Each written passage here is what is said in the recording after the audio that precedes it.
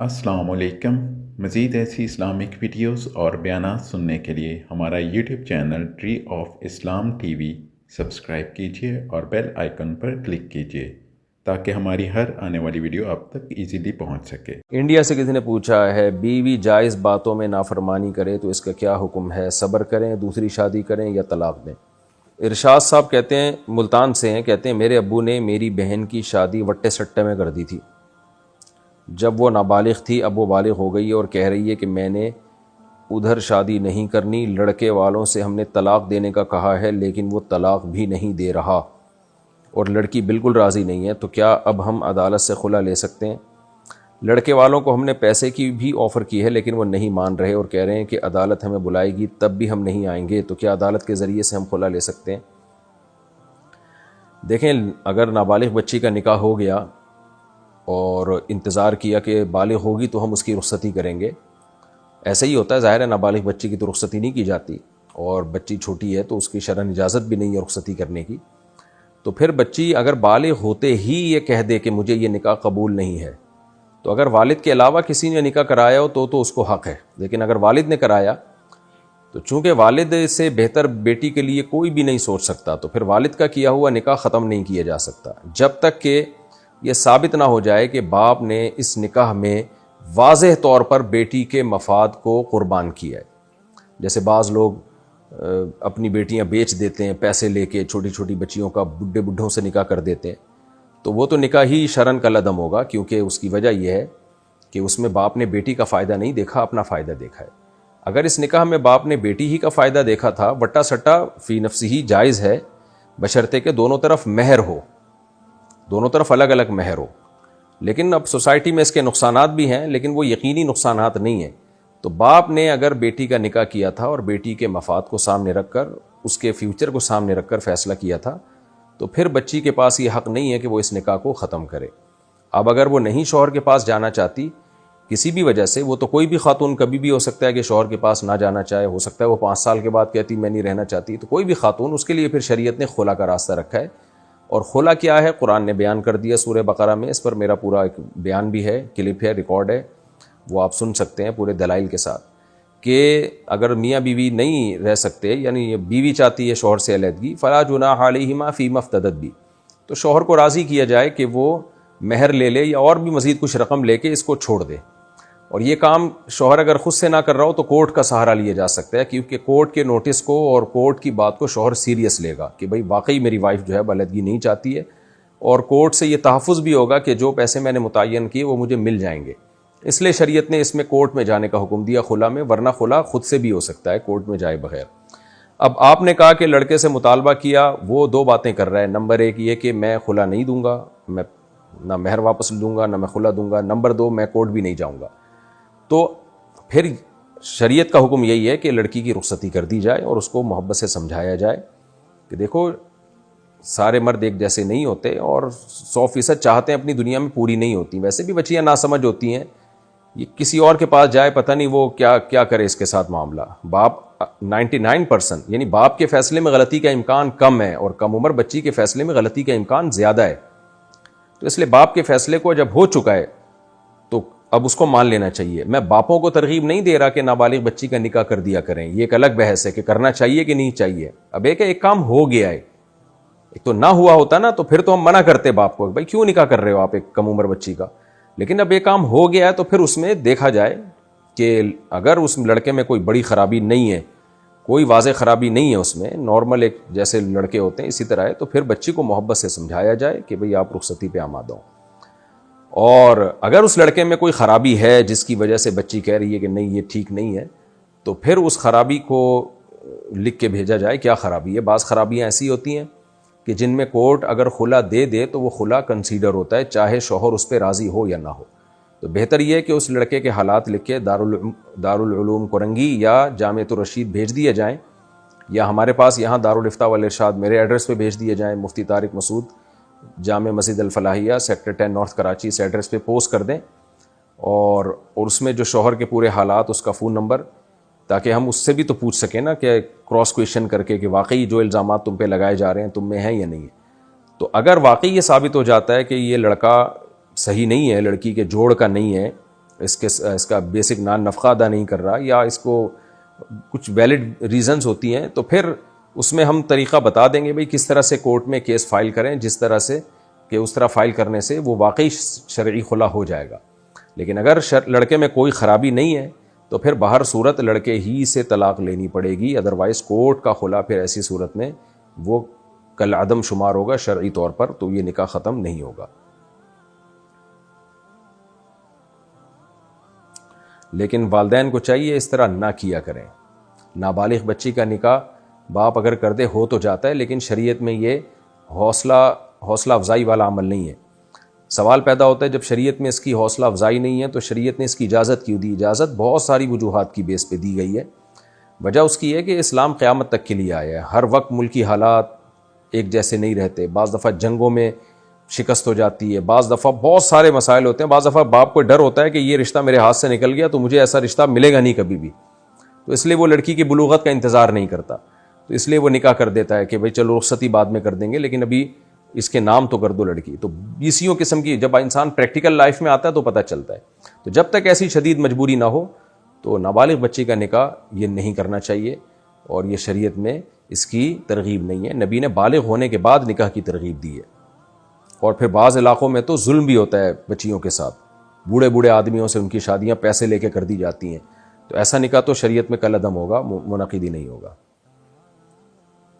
India سے کسی نے پوچھا ہے بیوی جائز باتوں میں نافرمانی کرے تو اس کا کیا حکم ہے؟ صبر کریں، دوسری شادی کریں یا طلاق دیں؟ جائز باتیں ہوں اور اس کی طاقت سے زیادہ نہ ہوں تو پھر ایسی بات میں بیوی پر شوہر کی اطاعت لازم ہے۔ البتہ اس میں عرف کا بھی دخل ہے کہ کس طرح کی باتوں کا حکم دیا جا رہا ہے۔ مثال کے طور پر اگر زوجہ کا تعلق بہت مالدار گھرانے سے ہے، جہاں کروڑ پتی ارب پتی خاندان سے ہے، جہاں پر گھر کے کام کاج عورتیں کرتی نہیں ہیں، اب رائل فیملی میں اگر کوئی شادی کرے گا تو وہ تھوڑی بادشاہ کی بیٹی گھر میں پوچھا لگائے گی وہ یا برتن دھوئے گی وہ، تو بہت ہی اونچی فیملی میں اگر آپ نے شادی کی ہے تو پھر بیوی پر اس طرح کے کاموں میں اطاعت لازم نہیں ہے کہ گھر میں جھاڑو لگائے یا پوچھا لگائے یا برتن دھوئے، کیونکہ ان کے رواج میں نہیں ہے یہ، بلکہ وہاں نوکر چاکر ہوتے ہیں، بلکہ الٹا شوہر کو بیوی کے لیے نوکر رکھنا پڑے گا بیوی کی خدمت کے لیے۔ تو خدمت کا دائرہ کار ہر ایک کے لیے الگ ہے۔ ہاں بیوی ایسے خاندان کی تھی جہاں گھر میں عورتیں خود سے سارا کام کرتی ہیں، گھروں میں جھاڑو بھی خود ہی لگاتی ہیں، کوئی بہت لینڈ لارڈ فیملی سے ان کا تعلق نہیں ہے، تو پھر بیوی کو گھر کے کام کرنے پڑیں گے۔ شوہر اگر کہے گا تو پھر بیوی پر لازم ہوگا کہ لازمی کرے، وہ نہیں کرے گی گناہ گار ہوگی، کیونکہ یہ پھر جائز مطالبہ ہے شوہر کا، کوئی ایسا کام نہیں کہہ رہا جو اس کے اسٹینڈرڈ سے ہٹ کرو، تو اس لیے ایسی صورت میں بیوی پر شوہر کی اطاعت لازم ہوگی۔ تو اسٹینڈرڈ دیکھا جائے گا کہ وہ کس خاندان کی ہے۔ باقی جو نارمل چھوٹی موٹی باتیں ہوتی ہیں، جائز باتیں ہوتی ہیں، تو اس میں عورت پر بہرحال شوہر کی اطاعت لازم ہے انتظامی معاملات میں، کیونکہ شوہر گھر کا سربراہ ہے، اور انتظامی چیزوں میں جن کا مینجمنٹ سے تعلق ہو ان میں سربراہ کی اطاعت کرنا شرعاً لازم ہوتا ہے۔ ہاں کچھ چیزیں ایسی ہوتی ہیں جس کا تعلق انسان کے بنیادی رائٹس میں سے ہے یا شریعت کے حقوق میں سے ہے، تو اس میں شوہر پھر بلا وجہ کی پابندیاں نہیں لگا سکتا۔ مثال کے طور پر بیوی اگر والدین سے ملنا چاہتی ہے، یہ نہیں کہ روز ہی اٹھ کے جا رہی ہے، کبھی کبھار ملنا چاہتی ہے، تو چونکہ والدین سے ملنا یہ اسلام کا بھی حکم ہے، اور بیوی کے اپنا بھی حق ہے کہ وہ اپنے رشتہ داروں سے، قریبی رشتہ داروں سے، بھائی بہنوں سے مل سکتی ہے، تو اس میں شوہر پابندی نہیں لگا سکتا کہ نہیں مل سکتی، الا یہ کہ کہیں کوئی بہت زیادہ فساد پیدا ہو رہا ہو، کیونکہ بعض لوگ عورت کے کان بھرتے ہیں اور گھر خراب کرتے ہیں، ورنہ نارملی شرعاً اس کی اجازت نہیں ہے کہ شوہر بیوی پر اس طرح کی پابندیاں لگائے، یا شوہر بیوی پہ بلا وجہ پابندی لگا رہا ہے تم نے یہ نہیں کھانا وہ کھانا ہے، بھائی اس کا پیٹ ہے، اس کی چاہت ہے، وہ جو مرضی کھائے۔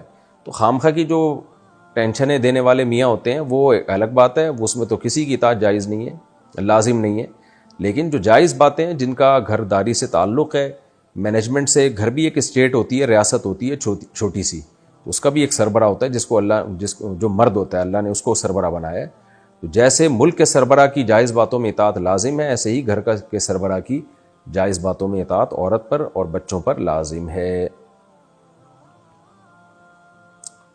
باقی آپ نے کہا کہ پھر بھی نافرمانی کرے تو صبر کریں یا شادی کریں یا طلاق دیں؟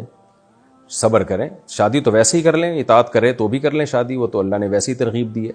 نبی صلی اللہ علیہ وسلم نے سیدہ عائشہ رضی اللہ تعالی عنہ کی شادی کے بعد بھی کتنی شادیاں کی ہیں، حالانکہ سیدہ عائشہ آپ کو سب سے زیادہ محبوب تھیں اور آپ میں کوئی خرابی نہیں تھی، سیدہ عائشہ رضی اللہ تعالیٰ عنہ میں، اس کے باوجود بھی کی ہیں۔ اللہ نے جو قرآن میں فرمایا فَانْكِحُوا مَا طَابَ لَكُم مِّنَ النِّسَاءِ مَثْنَىٰ وَثُلَاثَ وَرُبَاعَ، کہ نکاح کرو جو عورتیں تمہیں پسند آئیں، جو مناسب لگیں، ان میں دو دو تین تین چار چار سے نکاح کرو۔ اللہ نے یہ نہیں کہا کہ پہلی عورت نافرمان ہو، نالائق ہو تو دوسری کرو، اللہ نے کہا جو بھی پسند آئے ان سے کرو، یعنی چاروں پسندیدہ ہونی چاہیے، چاروں مناسب ہی ہونی چاہیے۔ کوشش کریں، باقی یہ کہ طلاق کی طرف نہ جائیں۔ طلاق کا تو انتہائی ایسی صورت میں اقدام کرنا چاہیے جب حدود اللہ پہ قائم رہنا بہت ہی مشکل ہو جائے، اور اس کا بھی پھر ایک پروسیس ہے طلاق کا، جلد بازی میں نہ کیا جائے یہ کام۔ طلاق کے سائیڈ ایفیکٹ زیادہ ہوتے ہیں گھر میں بیوی کے کام کاج نہ کرنے سے، یعنی وہ کام کاج نہیں کرتی، اس کا اتنا نقصان نہیں ہوگا دونوں کو، لیکن طلاق دے دی تو دونوں کو اس کا بڑا بھاری بھرکم نقصان ہو سکتا ہے، اور یہ نقصان صرف عورت کو نہیں ہوتا، میاں کو بھی ہوتا ہے۔ عمرہ کرنے سے پہلے سب رشتہ داروں اور محلے والوں سے ملنا ضروری ہے؟ نہیں جی، ایسی کچھ بھی نہیں ہے، کوئی ضروری نہیں ہے۔ سلام دعا کر لینی چاہیے، اچھے مبارک سفر پہ جا رہے ہیں، ہیلو ہائے السلام علیکم، کیا حال ہے، ٹھیک ٹھاک، تو وہ دعاؤں کا کہہ دیتے ہیں، ان کے لیے دعا کر لینی چاہیے۔ زمین پر بیٹھ کر نماز پڑھتے ہوئے اگر پیر قبلے کی طرف پھیلا لیں تو سجدے پر تو زمین پر سجدہ کیسے کریں؟ اگر بیٹھ کے نماز پڑھ رہے ہیں اور پاؤں موڑنا مشکل ہے اور قبلے کی طرف مجبوری میں پھیلانے پڑ رہے ہیں، جیسے بیمار لوگ کو بیچارے گھٹنے فولڈ نہیں کر سکتے وہ، تو پھر اشاروں سے سجدہ کریں، رکوع میں تھوڑا سا جھکیں، سجدے میں تھوڑا اور زیادہ جھک جائیں، اور یہ کرسی پہ بیٹھ کے نماز پڑھنے سے 1000 گنا بہتر ہے۔ کرسیوں کے رواج کو ختم کریں مسجدوں میں، اتنی کرسیاں آ گئی ہیں، یہ چرچ بن جائیں گی مسجدیں، دیکھنے میں ایسا لگے گا جیسے چرچ ہیں۔ تو اگر زمین پہ بیٹھ کے کھڑے ہو کے نماز مشکل ہے بھائی، نیچے زمین پہ بیٹھ کے پڑھو، پاؤں قبلے کی طرف کریں، ٹانگیں پھیلا لیں آگے، اشاروں سے رکوع سجدہ کریں، یہ زیادہ سنت کے قریب ہے بنسبت کرسیوں پہ بیٹھ کے نماز پڑھنے۔ اگر ناپاک بدن پر پاک کپڑا پہن لیا تو کیا کپڑا بھی ناپاک ہو جائے گا؟ اگر ناپاک بدن پر جو گندگی نجاست تھی وہ خشک تھی، سوکھی ہوئی تھی، تو پھر اس کے اوپر دوسرا کپڑا پہننے سے وہ کپڑا ناپاک نہیں ہوتا۔ البتہ جسم پر اگر گیلی نجاست لگی ہوئی تھی، گیلی گندگی تھی، چونکہ آپ پھر اپنے کپڑے پہنیں گے تو وہ ظاہر ہے گیلا ہونے کی وجہ سے ان کپڑوں میں بھی سرایت کر جائے گی، تو پھر وہ کپڑے ناپاک ہوں گے۔ میں ایک ٹیلر ہوں اور دوسری دکان سے کام لے کر انہیں کام کر کے دیتا ہوں، اگر ان کا کپڑا بچ جائے تو کیا میں بغیر اجازت خود استعمال کر سکتا ہوں؟ عام طور پر جو کپڑا بچ جاتا ہے تو کپڑے کے مالکان کی طرف سے اجازت ہی ہوتی ہے کہ جو بچ گیا تو وہ کوئی واپسی کا مطالبہ نہیں کرتے۔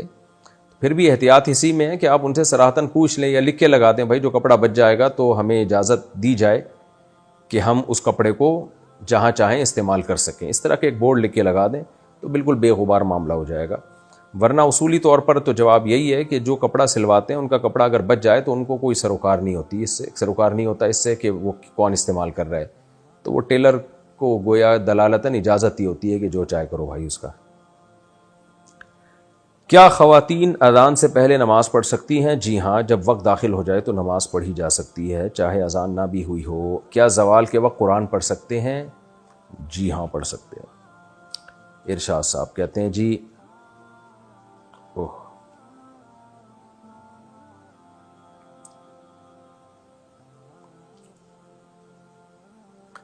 سیرت نبوی صلی اللہ علیہ وسلم پڑھنے کے لیے بہتر کتاب کون سی ہے؟ دو کتابیں اچھی ہیں، ایک الرحیق المختوم ہے، اہل حدیث عالم کی بڑی شاندار کتاب ہے، اور ایک سیرت مصطفیٰ کے نام سے، یہ دونوں کتابیں، یہ دوسری ایک دیوبندی عالم کی ہے مولانا ابو الحسن علی ندوی رحمہ اللہ تعالی، اور دوسری کتاب الرحیق المختوم، اس کو ایوارڈ ملا ہے سعودیہ میں، اردو میں ترجمہ بھی ملتا ہے، یہ دونوں میں سے کوئی بھی پڑھ لیں۔ یہ ذرا بڑی ہے، لمبی ہے الرحیق المختوم، دوسری کتابیں مختصر ہیں۔ تو سیرت مصطفیٰ کے نام سے بھی ایک کتاب ہے بہت زبردست، تو غالباً میں نے اسی کتاب کا 2 دفعہ نام لے لیا، سیرت مصطفیٰ، یہ ابو الحسن علی ندوی رحمہ اللہ تعالیٰ کی، یہ بھی اچھی کتاب ہے، آپ پڑھ لیں۔ 2 کتابیں میں نے آپ کو بتائی ہیں، یہ زیادہ بہتر کتابیں ہیں، باقی کتابیں تو بہت ساری ہیں۔